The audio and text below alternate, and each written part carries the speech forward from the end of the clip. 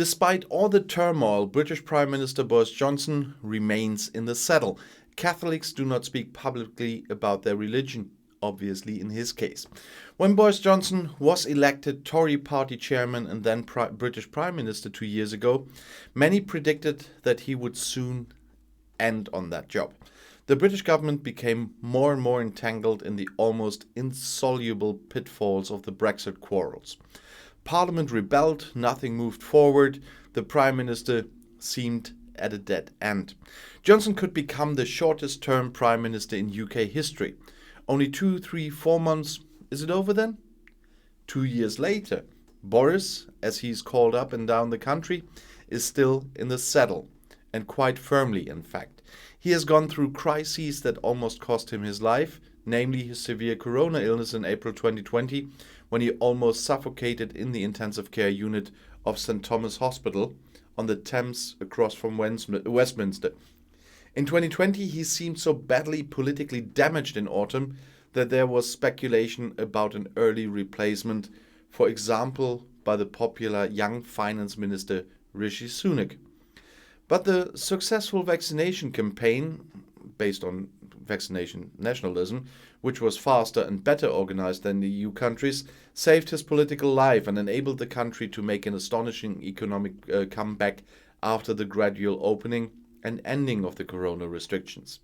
Johnson experienced a vaccine bounce thanks to the vaccinations and, as I have to say, his vaccination nationalism.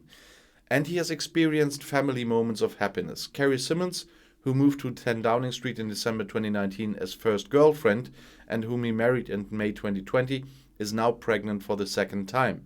For Johnson, it will probably be the 7th child.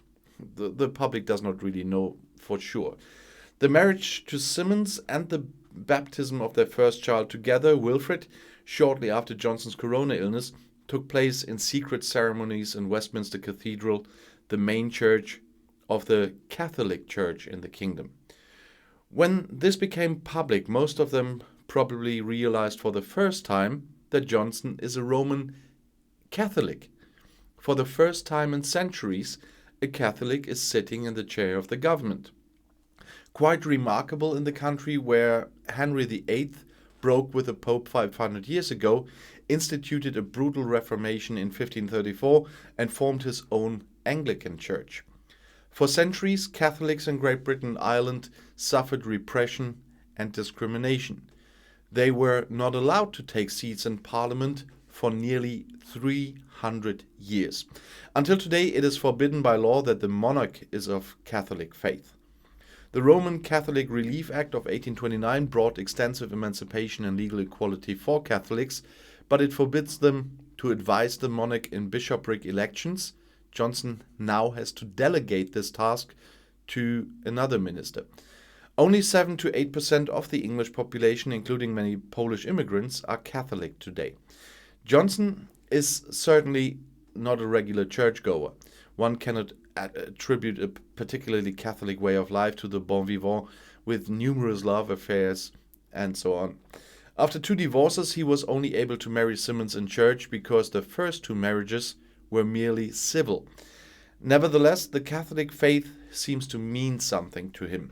Johnson keeps what exactly as a secret. "I don't discuss these deep questions publicly, especially not with you," he snapped at a curiously investigating journalist.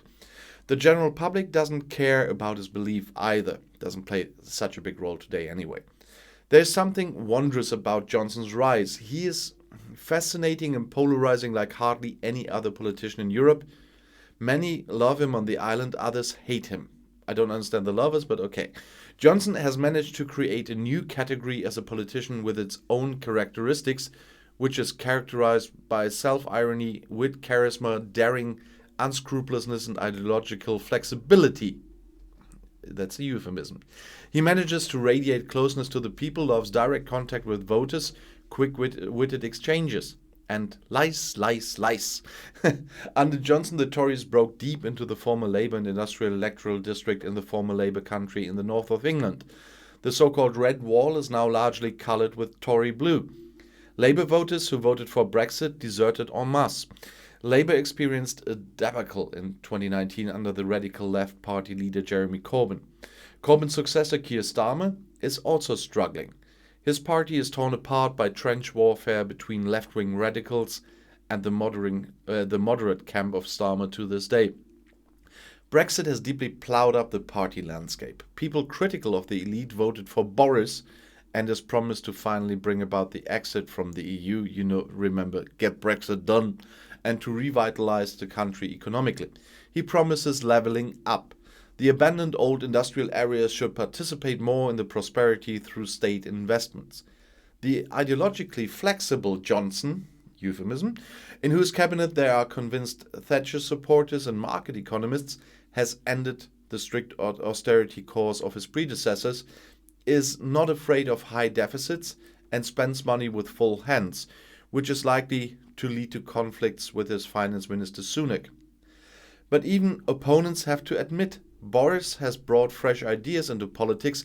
You don't have to like them, I don't, so that even after 11 years of Tory government there is no changing mood. Violent allegations of corruption and nepotism in orders in the corona crisis have so far harmed the Tories little. Johnson is elusive for the opposition. The complete reorganization of the party supporters, where the Tories are now the party allegedly of the little people, while Labour only scores in left-green academic circles and with woken progressives, is all the more astonishing, as Johnson himself is an elitist, cosmopolitan and of extravagant origins. Born in 1964 as Alexander Boris de Pfeffel Johnson, whose ancestors had partly French and Turkish roots, the current Prime Minister spent his youth in London, Washington and Brussels, went to the elite boarding school in Eton, and then studied classical philology in Oxford. To this day, he likes to quote Latin or ancient Greek authors. Now we know where this Latin stuff for the schools come from. Despite his elitist background, voters believe that he is an unconventional representative of the Tories. His stylistic devices are self-irony and wit. The deliberately turbulent blonde, his trademark, is grateful for cartoonists. Johnson, who made a career as a journalist, despite setbacks and a dismissal for false quotations, who served quite successfully as mayor of London from 2008 to 2016, is not afraid of embarrassment or weird pictures. For example, if he let himself be hung up on a cable car and then, like one beetle, kicked their arms and legs and waved the Union Jack flag. Left liberal opponents despise him as a political clown, and he was so often misunderstood abroad. But behind the funny, chaotic facade, there's also a mercilessly calculating politician who considered his steps coolly, especially when he decided to become the spokesman for the Leave campaign in the Brexit referendum. Brexit, which took place on December 31st, with the departure from the EU internal market, did some damage to trade and investments. But all of this was masked by Corona. Great Britain fell into one of the worst recessions in living memory. But this year the country, if you believe the ONS, is making a comeback thanks to the successful vaccination campaign. The central bank estimates that the economy could grow by up to 8% and return to pre-crisis levels by the end of 2021. EU numbers show something different. Johnson has declared July 19 to be Freedom Day, on which almost all legal corona restrictions were lifted in England. It was a risky game, especially since the infections driven by the European Football Championship and high levels of infection among viewers peaked in mid-July with more than 54,000 in one day. But contrary to gloomy forecasts, they fell afterwards. Epidemiologists such as Neil Ferguson, who previously campaigned for lockdowns, restrictions and caution, are now surprised and optimistic, although it could be less testing. That's another point. The move to freedom and the overcoming of the corona crisis in Britain could be successful, maybe. Still, Johnson isn't on top right now. He can get over the revenge campaign of his former chief advisor Cummings.